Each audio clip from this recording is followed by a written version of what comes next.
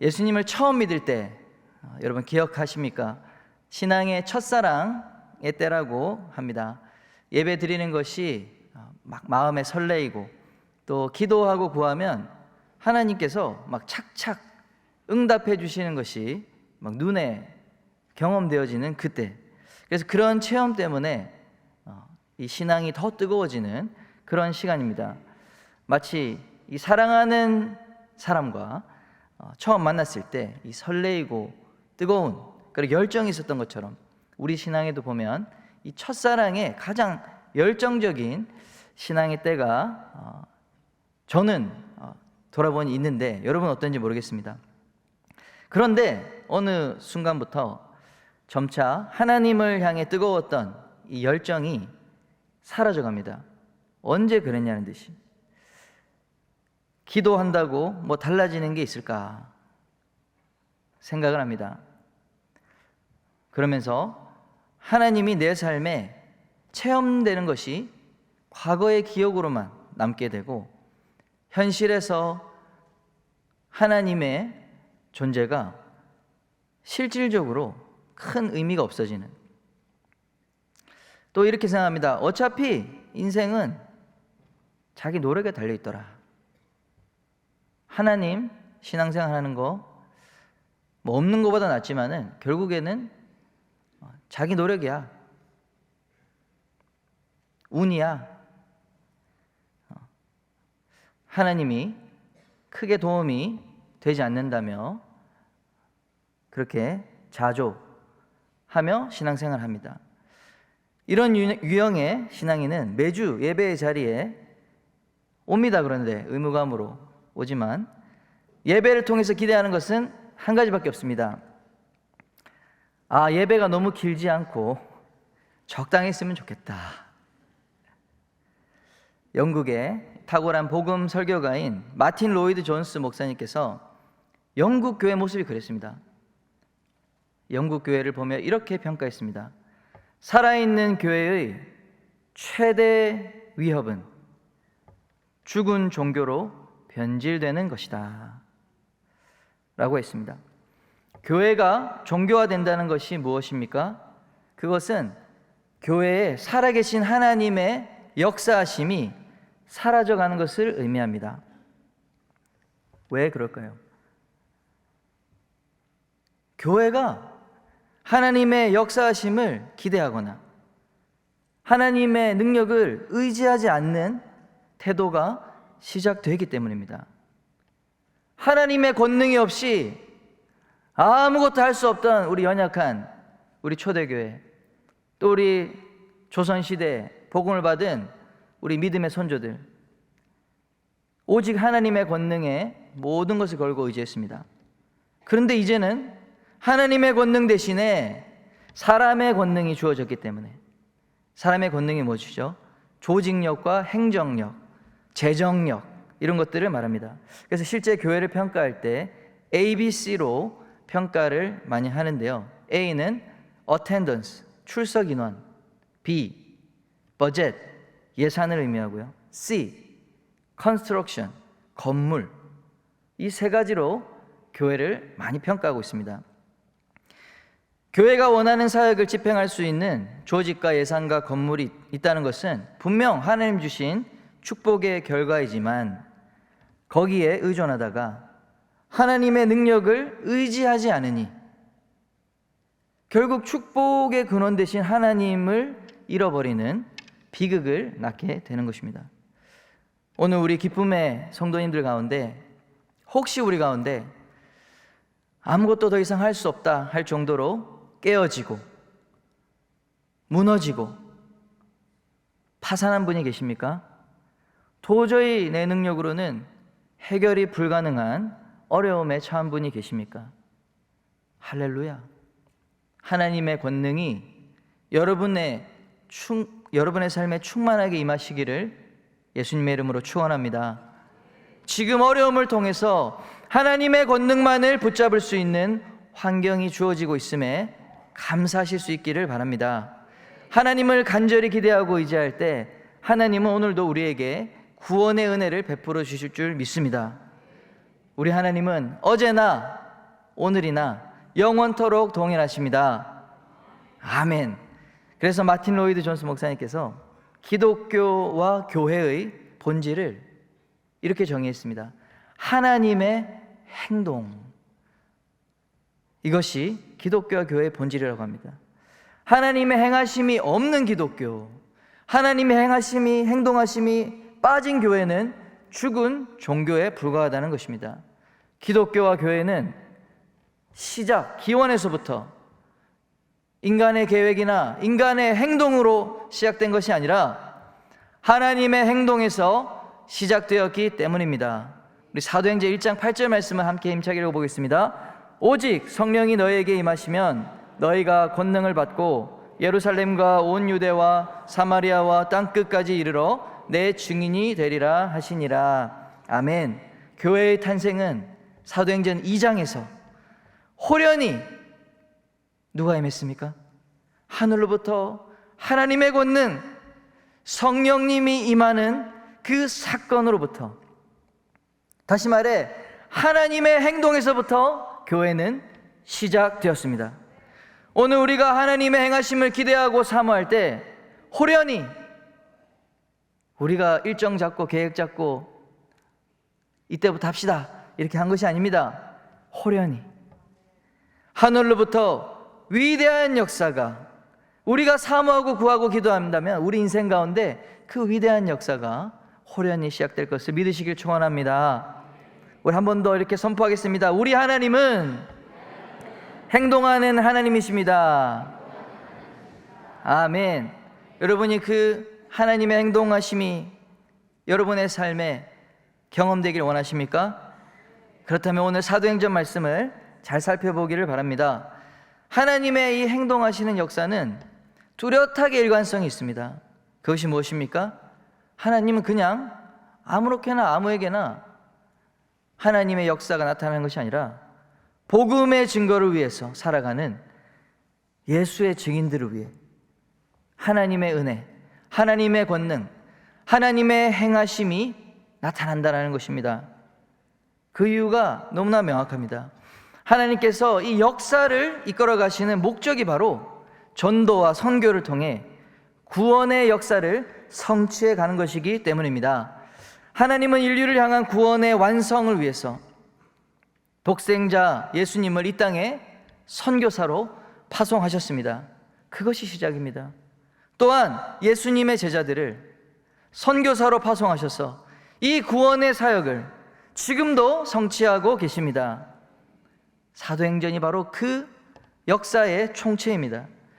오늘 우리가 만날 아굴라 그리고 브리스길라 부부 역시 하나님께서 생활 선교사로 그들을 파송하시고 인생 가운데 놀랍도록 역사하셨다는 것을 말씀 통해서 우리가 알 수 있는 것입니다.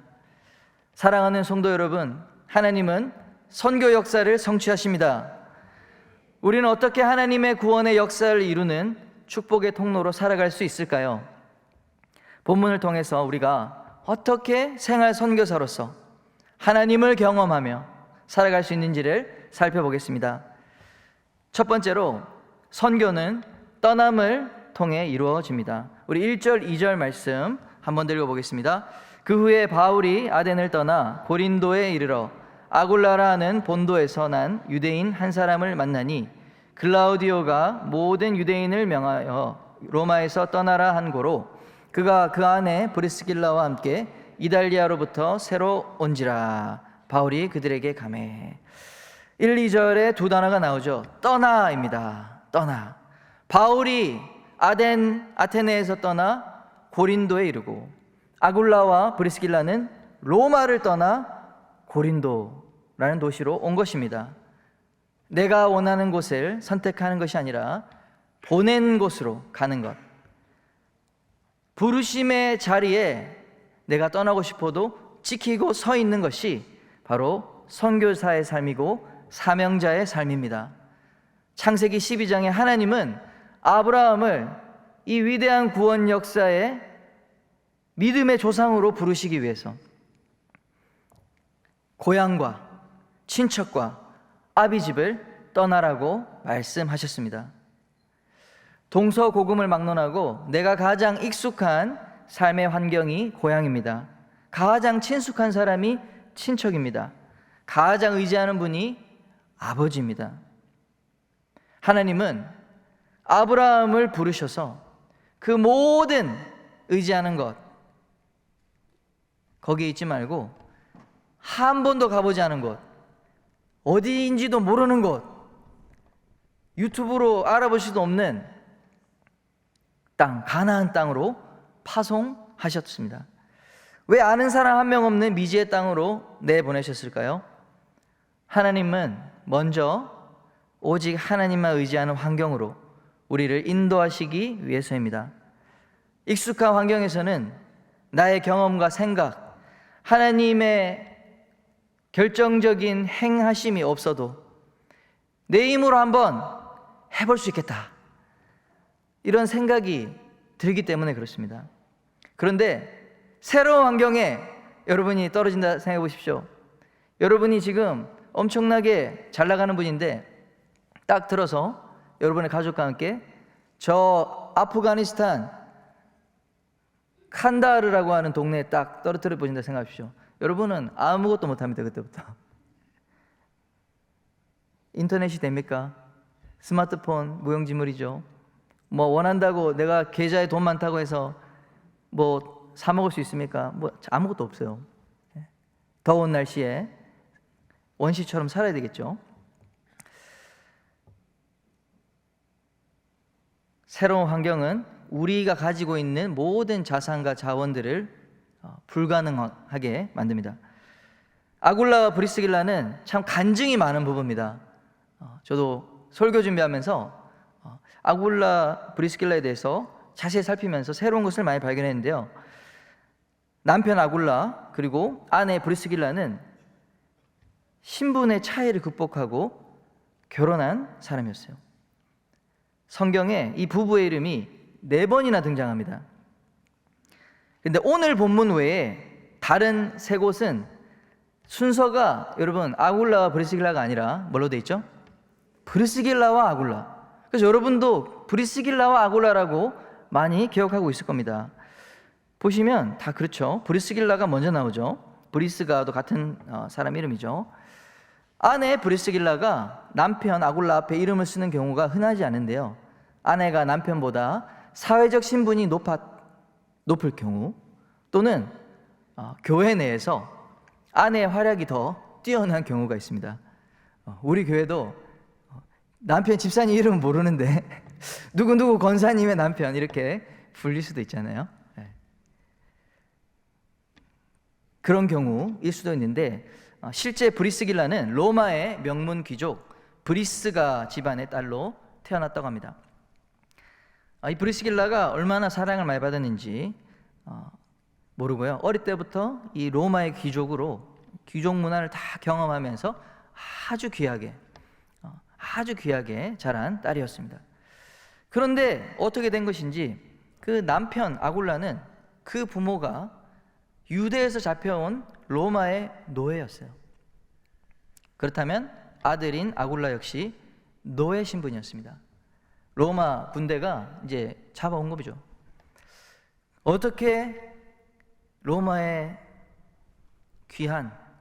아주 귀한 딸 브리스길라와 이 유대, 또 로마에 사는 유대인 하면 일단 소수민족이잖아요. 노예입니다. 그 아들. 이 이루어질 수 없는 사랑이 어떻게 이루어졌을까? 브리스길라는 이 로마의 최고의 문화를 경험했지만 로마 귀족의 삶이라는 것이 사치하고 향락과 음란에 빠져 살고 그러한 삶에 대해서 양심적으로 환멸을 느꼈던 것 같습니다. 여러분도 아시지만 많은 맛집을 탐하기 위해서 먹고 토하는 게 문화가 된 로마.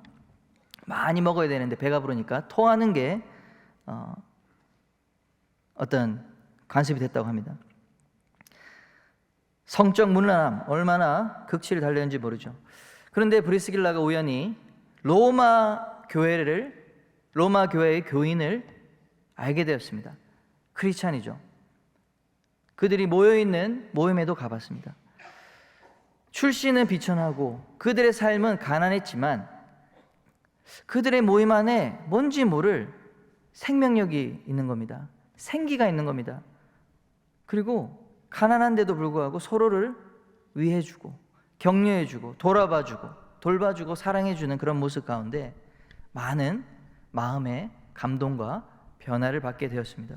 그래서 예수님을 믿게 되었습니다. 그곳에서 신앙생활을 하던 청년 아굴라를 보게 된 것이죠. 근데 희한하게 눈빛이 막 초롱초롱한 것이 매력이 느껴지는 거예요. 근데 절대 사랑해서 안 될 이 두 사람이 예수님 안에서 막 눈이 조금씩 맞기 시작한 것입니다. 근데 신분의 차이가 너무 크잖아요. 그래서 마음만 이렇게 키워가고 있었는데 감히 생각도 못하고, 근데 어떤 일이 벌어집니다. 청년 아굴라의 주인이었던 아퀴라스, 로마인 주인이 죽으면서 유언으로 자기 집안에 있는 모든 노예를 해방시켜 준 것입니다. 주인이 그 노예들을 귀하게 생각했던 건지 아들처럼 생각했는지 모르겠지만 마지막 주인의 은혜로 청년 아굴라는 하루아침에 노예의 신분을 벗고 로마 시민권을 얻게 되었습니다. 사실 아굴라라고 하는 그 이름이 로마식 발음으로 아퀴라스입니다. 주인의 이름을 그대로 따른 것인데요, 로마에서 노예가 해방될 때 이렇게 새로운 이름을 부여받는데 그 주인의 이름을 그대로 사용하는 일반적인 관습이 있었다고 합니다. 그래서 이제 신분의 간격이 이제 같은 로마 시민이 되었어요. 할렐루야. 간격이 줄어들므로 이제 사랑을 본격적으로 키워가기 시작했습니다. 그러나 브리스길라의 부모님이 그 사실을 안 순간 어떻게 되었겠습니까? 어떻게 되었을까요? 아이고 잘했다 했을까요? 네. 네, 여러분의 자녀들을 생각하면서 뭔가 쓴 웃음을 짓는 분이 계시는 것 같은데 충격에 빠진 거죠. 아무리 로마 시민이 되었다 한들 그 출신 성분이 천한 사람들이라고 하는 이름표를 떼지 못했기 때문입니다. 부모님들은 사랑하는 딸을 위해서 자기의 이 브리스가 가문의 명예를 위해서 어느 정도 격이 맞는 귀족 출신의 남자와 결혼하라고 얼마나 들들 볶았겠습니까? 강요했습니다. 그런데 여러분, 모든 드라마, 영화의 결론처럼 브리스길라는 자신에게 마음이 끌리는 아굴라, 우리 크리스찬 아굴라를 선택한 것이죠. 어떻게 됐습니까? 여러분이 아는 다 결말대로 집안에서 쫓겨나게 된 겁니다. 브리스길라는 이제 더 이상 이 귀족 신분을 유지할 수 없고 그 부모로부터 가정에서 가문에서 파문당하고 아굴라의 아내로서 인생 밑바닥에 삶을 시작하게 된 것입니다. 남편을 도와서 천막 만드는 기술자의 아내가 되어서 같이 이런 노동을 하지 않았을 텐데 평생 땀 흘리며 천막 만드는 그 제조업의 일꾼이 된 것이죠. 그 남편을 섬기는 아내가 된 것입니다. 여러분, 브리스길라의 이러한 결정은 세상의 명예와 안정된 삶보다 예수 그리스도를 믿는 신앙을 훨씬 귀한 것으로 여긴 것이었습니다. 익숙하고 안정된 고향, 친척, 아버지의 집을 떠나 예수 믿는 불안정한 남편, 사회적으로 보잘것없는 남편을 따라간 브리스길라에게 하나님은 놀라운 은혜를 베풀어 주신 줄 믿습니다. 할렐루야. 이곳에도 브리스길라의 믿음을 가진 여성들이 많은 줄 믿습니다. 막 그런 감동이 막 생깁니다. 할렐루야. 아닙니까? 처음에는 그랬는데 가다 보니까 조금씩 바뀌었습니까? 첫 마음을 회복하길 축원합니다. 우리 크리스찬 젊은이들이 이제 뭐 청년부에 가면 40대도 많이 볼 수가 있고 그런데요. 뭐 이거는 전국적인 이제 상황입니다. 브리스길라의 마음으로 브리스길라를 기억하자. 할렐루야. 다 신앙만 좋은 게 아니라 신앙도 좋아야 된다고 생각하니까, 모든 걸 다 갖춘 다음에 신앙도 좋아야 된다 생각하니까 너무 어려운 것 같아요. 브리스길라를 기억하라. 할렐루야. 그런데 문제는 또 있었습니다. 이제 로마에서 텐트 사업을 잘 하고 있었는데요.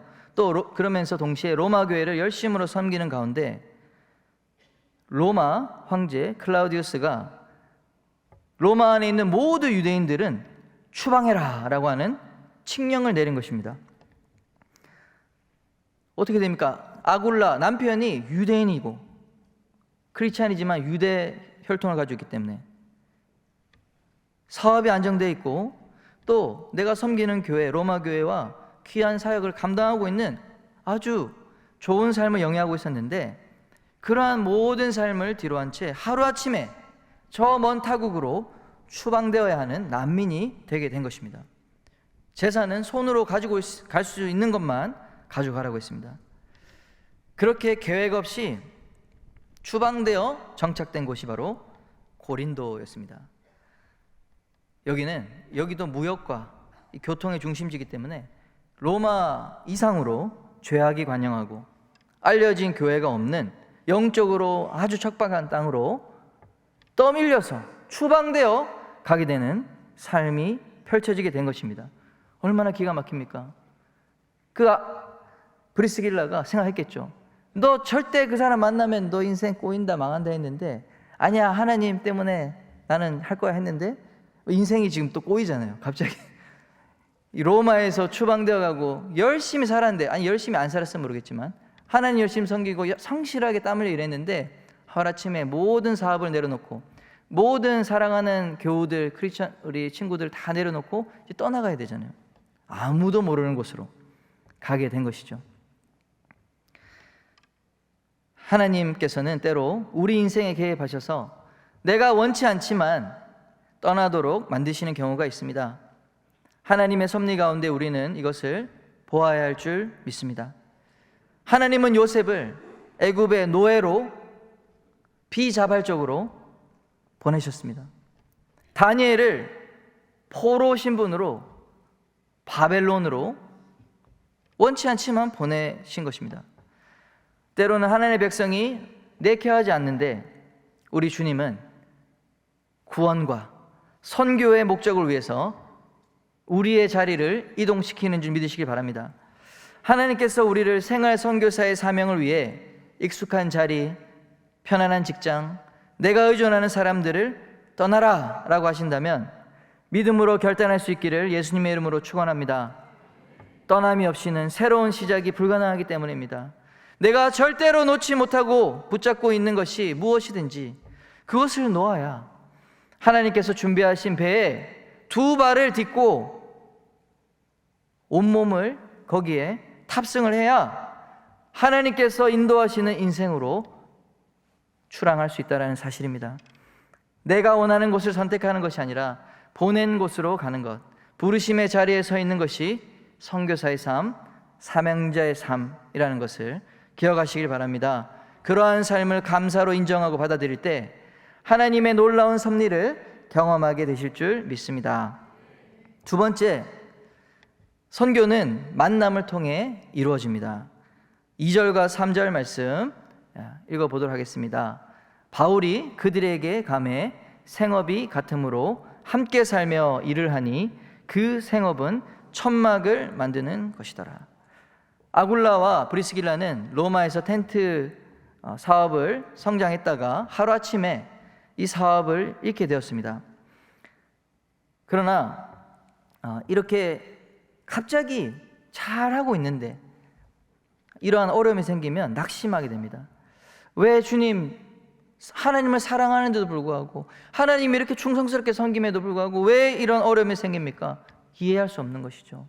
왜 제가 아니라도 정말 그렇게 신실하게 섬기던 사람이 이런 어려움을 겪습니까? 하나님 진짜 살아계십니까? 우리가 이렇게 고백하는, 하나님이 이해 안 되는 그런 때가 종종 있습니다. 그렇게 낙심한 아굴라, 브리스길라에게, 이 부부에게 하나님이 놀라운 만남의 축복을 주셨습니다. 익숙한 환경을 떠나 주를 위해 나아간 이 부부에게 인생의 중요한 사람과의 만남이 이루어지게 됩니다. 바로 사도 바울과의 만남입니다. 바울 역시 아덴에서 어려움을 겪고 고린도로 오게 되었는데, 고린도에서 아무도 아는 사람 없으니까 예수 믿는 자의 모험이 있는지 수소문하다가 바로 이 브리스길라와 아굴라 부부를 찾아가게 된 것입니다. 사랑하는 여러분, 하나님은 결코 실수하지 않는 분이심을 믿으시길 바랍니다. 하나님을 사랑하고 섬기는 자에게 항상 좋은 것을 주시는 분이심을 믿으시길 바랍니다. 아굴라 브리스길라의 시야로 볼 때는, 우리 인간의 시야로 볼 때는 당연히 낙심되는 상황이 펼쳐졌지만, 사실 하나님은 이 부부를 고린도 도시에 선교사로 파송한 것이었습니다. 그리고 그 부부를 선교사 부부로 훈련시켜 줄 강력한 최고의 지도자 사도 바울을 붙여주신 것입니다. 바울은 그 하나님의 계획 때문에 자신도 에덴에서 쫓겨났어요. 아테네에서 쫓겨났어요. 그리고 고린도까지 오게 되었습니다. 하나님의 섭리가 정말 놀라운 것이죠. 그러므로 우리가 익숙한 곳, 안정된 곳, 의지하는 곳을 떠나는 것에 대한 두려움과 염려를 조금 내려놓을 수 있습니다. 왜 그렇습니까? 하나님께서 전혀 알지 못한 사람과의 하나님이 연결해 주시는 만남을 통해서 축복을 해주시기 때문입니다. 주님, 제가 이 직장 떠나면 우리 가족 어떻게 먹고 사나요? 제가 사업장에서, 직장에서 생활 선교사의 사명을 해야 되는데 어떻게 합니까? 저 할 줄 모릅니다. 여러분, 이러한 걱정과 염려가 있습니까? 내려놓으셔야 됩니다. 왜 그렇습니까? 하나님의 선교사에게 우리가 삶을 헌신하고 결단하면 하나님은 필요한 사람을 찾으셔서 그 사람을 만나도록 인도해 주십니다. 어쩌면 누구도 혼자 하나님의 사명을 감당할 수 있는 사람은 아무도 없는지 모르겠습니다. 바울 역시 혼자 뛰어나서 하나님의 선교 사역 감당한 것이 아니라 그때그때마다 중요한 만남을 통해서 하나님의 인도와 도움을 받았다는 것을 우리가 기억했으면 좋겠습니다. 처음에 눈먼 장님이 되었을 때 하나님께서 아나니아를 통해서 눈을 뜨게 해주셨고, 바울의 바나바를 통해서 지도자 훈련을 하게 해주셨고, 실라와 디모데가 연결해 주셔서 사도 바울의 최고의 팀으로, 제자로 삼아 주셨습니다. 또 오늘 전혀 생소한 고린도 지역에 왔는데 아굴라와 브리스길라를 만나서 같이 생업을 할 수 있게 하시고, 복음 증거를 위해서 함께 목숨 거는 헌신하는 원팀으로 하나님께서 연결시켜 주셨습니다. 세계적인 복음 전도자 빌리 그레함 뒤에는 RG 토네레우라고 하는 위대한 크리스찬 기업가가 있었습니다. 중장비를 만들며 이 중장비의 아버지라고 불리는 이 사람이 빌리 그레함에 가는 국가적 전도 사역에, 그 행사를 우리나라에도 왔었습니다. 수백만 명이 한번 모이려고 하면은 수십억 이상이 드는 이 행사비를 어떻게 감당합니까? 뒤에서 사업 크리스찬 기업가가 전적으로 100% 후원하며, 이 사람은 엄청나게 물질적인 축복을 받았습니다. 그러한 사람을 연결시켜 주셨고, 우리 한국 최초의 장로교 선교사로 파견된 언더우드 선교사님, 그에게는 배후에 누가 있었습니까? 자기의 친형 존 언더우드. 존 언더우드는 이 언더우드 타자기를 발명한, 오늘날의 맥북, 오늘날의 삼성 컴퓨터, 그러한 기술을 가지고 그전에도 타자기가 있었는데요, 타자를 치면은 글자가 안 보이는 거예요. 그래서 다 치고 뽑아야지만 글자가 볼 수 있었는데, 언더우드 타자기는 치는 동시에 글자가 찍히는 게 보이는 걸로 이제 기술 개발을 한 겁니다. 그래서 히트를 쳐서 세계 특허를 내고 전 세계에 이 타자기를 미국에 엄청나게 팔아서 엄청난 거부가 됩니다. 언더우드 선교사가 우리 조선에서 연이 전문 병원을 위해서 땅을 사고 건물을 짓고 학교를 짓고 땅을 사고 이 모든 것에 어마어마한 돈이 들었잖아요. 그때마다 우리 형님이 잘 서포트 해줬다는 사실. 한국이 나간 세계적 조용기 목사님, 그 배후에 누가 있었습니까? 목숨 걸고 중보기도 했던 최자실 목사님이라는 분이 계셨어요. 장모님 됐죠 나중에. 이렇게 수많은 주님의 사역을 감당한 자들에게는 혼자가 아니라 위대한 동력자들이 있었다는 사실을 기억하시길 바랍니다. 사랑하는 여러분, 하나님 나라를 위해서 여러분의 삶을 헌신하기로 결단하실 수 있길 축원합니다. 하나님은 반드시 돕는 자들을 붙여주십니다. 아멘. 놀라운 점은 사도 바울과 또 아굴라 브리스길라가 텐트를 만드는 생업이 같았다는 사실입니다. 여러분의 생업과 연관된 사람들을 잘 살펴보시고 하나님 나라를 세울 동력자를 만나는 축복이 있기를 예수님의 이름으로 축원합니다. 기쁨의 교회, 우리 독수리 둥지 또 생선 네트워크를 통해서 계속적으로 생업과 선교가 연합하여 위대한 하나님의 선교를 이루는 기쁨의 교회 되기를 축원합니다. 여러분, 생업만 연결되면은 비즈니스 네트워크입니다. 그러나 생업과 선교, 생업을 넘어서 우리 선교를 위해서 협력하기 시작한다면 하나님은 우리의 생업을 통해 하나님의 기적을 이루어 주실 줄 믿습니다. 세 번째는 선교는 말씀을 통해 이루어집니다. 5절 말씀을 함께 읽어보겠습니다. 실라와 디모데가 마게도냐로부터 내려오매 바울이 하나님의 말씀에 붙잡혀 유대인들에게 예수는 그리스도라 밝히 증언하니. 5절에서 하나님, 말씀하시는 하나님을 우리가 보게 됩니다. 사랑하는 여러분, 하나님은 우리에게 말씀을 주심으로 우리 삶에 개입하시며 행동하시는 분이십니다. 본문에서 사도 바울은 하나님 말씀에 붙잡힌 사람으로 묘사되고 있습니다. 바울은 평생에 목숨 걸고 복음을 전하고 선교 사역을 감당할 수 있었던 비결이 바로 하나님 말씀이 그를 사로잡았다라는 표현이 된 것처럼 하나님 말씀을 강력하게 붙들고 살았기 때문인 것으로 우리가 생각할 수 있습니다. 요즘 사람들이 질문합니다. 목사님, 좋아하는 일을 직업으로 삼아야 될까요? 잘하는 일을 직업으로 삼아야 될까요? 여러분, 어떻게 해야 됩니까?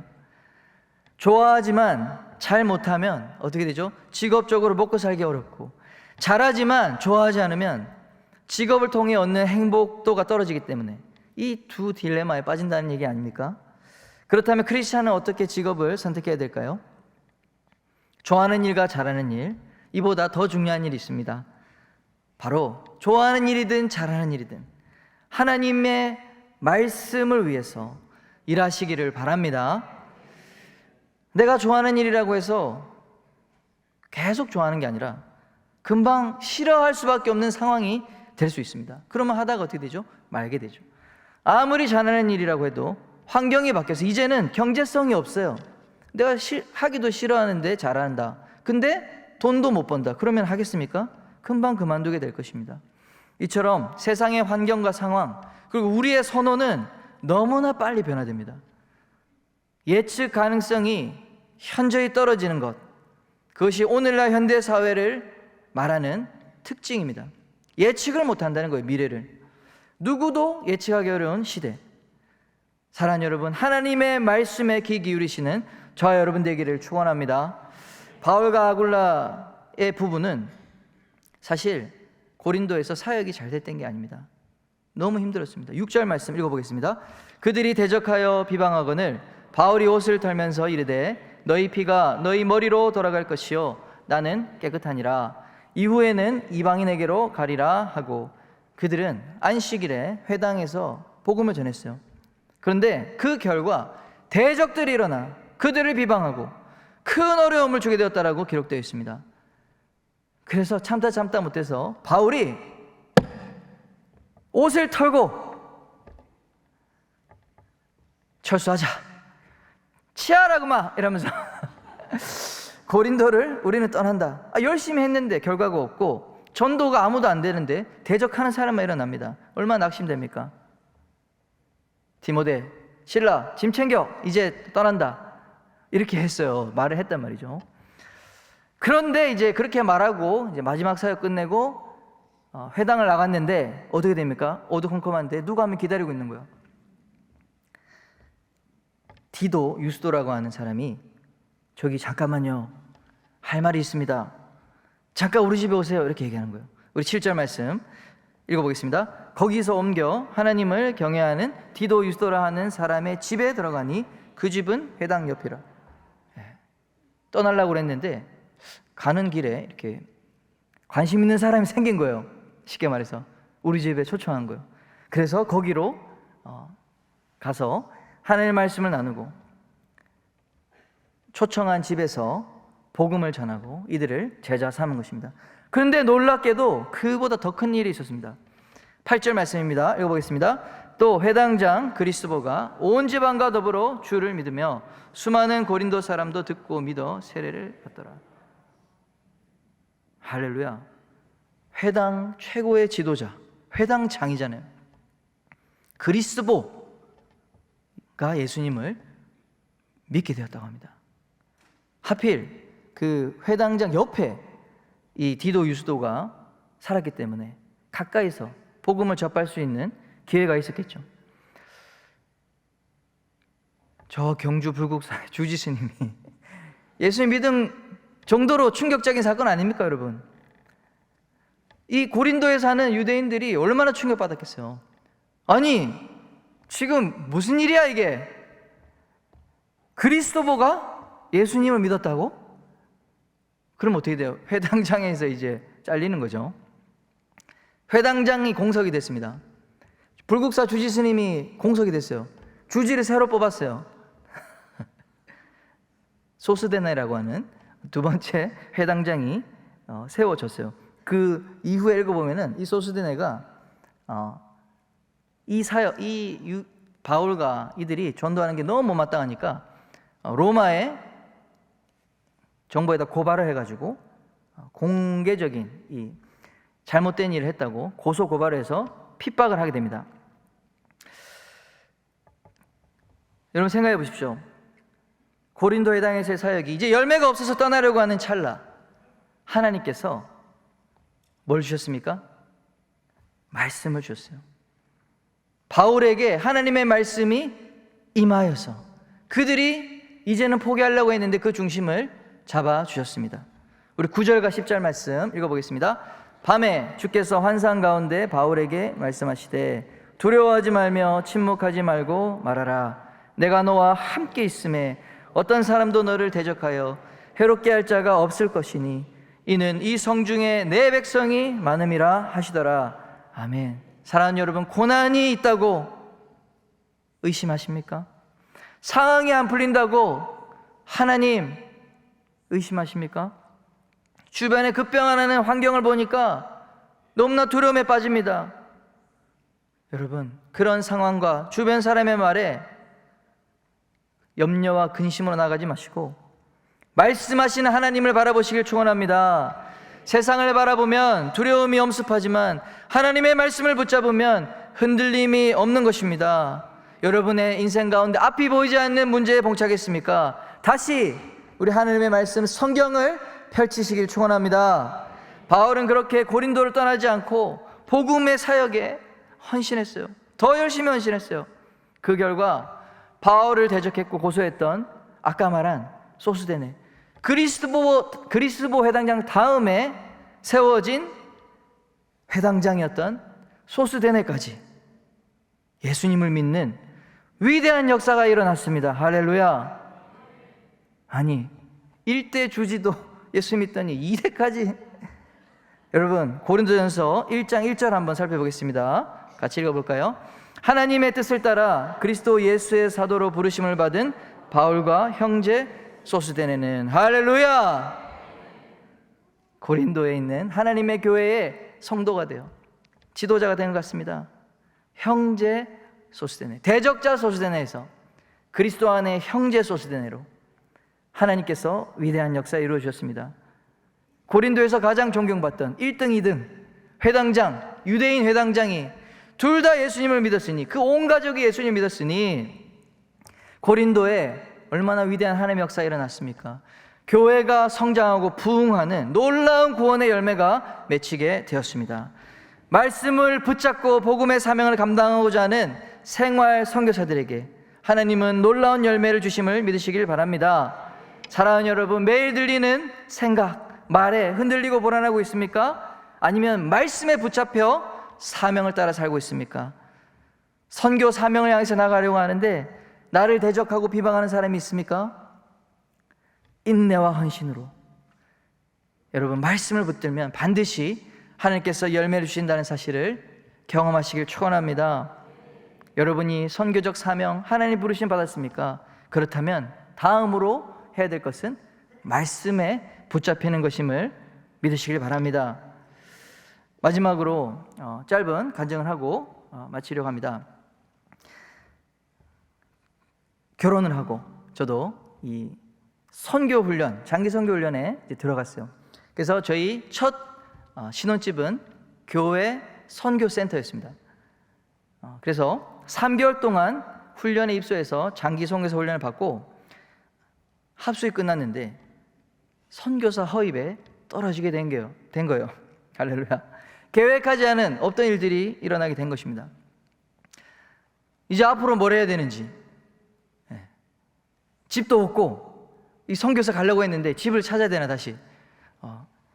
이 앞으로의 계획이 막막한 그때 그날 밤에 기도실에 갔어요. 기도실에 성경을 기도하면서 성경을 펼쳤는데 나도 모르게 시편 19편 말씀이 펼쳐져서 읽고 있는 거예요. 여기에 이런 단어가 나옵니다. 여호와의 율법은 완전하여 영혼을 소성시키며 여호와의 교훈은 정직하여 마음을 기쁘게 하고 여호와의 계명은 순결하여 눈을 밝게 하시도다. 여호와의 법은 진실하여 다 의로우니 금 곧 순금보다 더 사모할 것이며 꿀과 송이꿀보다 더 달도다. 이 말씀을 읽는데 저한테 하나님 말씀하시는 것처럼 제 마음을 사로잡는 거예요. 하나님 말씀을 사모하는, 배우는, 말씀으로 사역하는 사역자가 되라, 신학교로 가라는 하나님 말씀으로 제가 그날 밤에 제 마음에 탁 온 겁니다. 여러분 하나님의 말씀이 임한다니까요. 그래서 제 인생이 길이 막혔고 계획이 무너졌잖아요.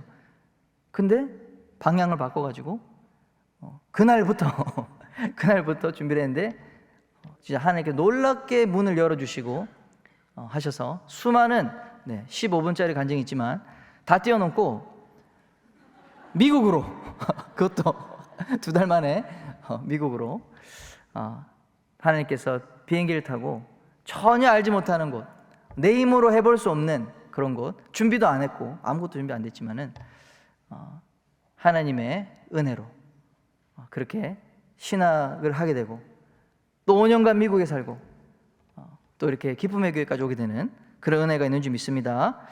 하나님은 말씀하십니다. 하나님 말씀이 임해야 돼요. 그 말씀이 임했으면 붙잡고 달려가야 될 줄 믿습니다. 말씀을 맺겠습니다. 우리는 하나님의 구원 사역을 위해 부름받은 생활 선교사들입니다. 살아계신 하나님을 경험하는 신앙생활은 바로 이 부르심과 사명을 위해 헌신하는 삶을 살 때 이루어지게 됩니다. 첫째로 익숙한 환경에서의 떠남, 둘째로 새로운 사람, 동력자와의 만남, 셋째로 말씀의 붙잡힘을 통해서 우리를 하나님께서 선교의 사명을 감당하도록 인도하시는 줄 믿으시길 바랍니다. 오늘도 아굴라와 브리스길라와 같이 하나님의 구원사역에 쓰임받을 사람들을 주님이 찾고 계심을 믿습니다. 우리가 살아가는 동안에 하나님을 경험하며 하나님의 축복의 통로가 되는 생활 선교사의 삶을 함께 살아갑시다. 이를 통해 우리 거룩한 세대로 구별되어지는 가정과 자녀를 우리가 세우고, 또 교회가, 그러한 교회가 이 땅에 빛을 비추는 교회가 될 수 있도록 함께 힘쓰는 모든 우리 기쁨의 교회 성도 되시길 예수님의 이름으로 축원합니다.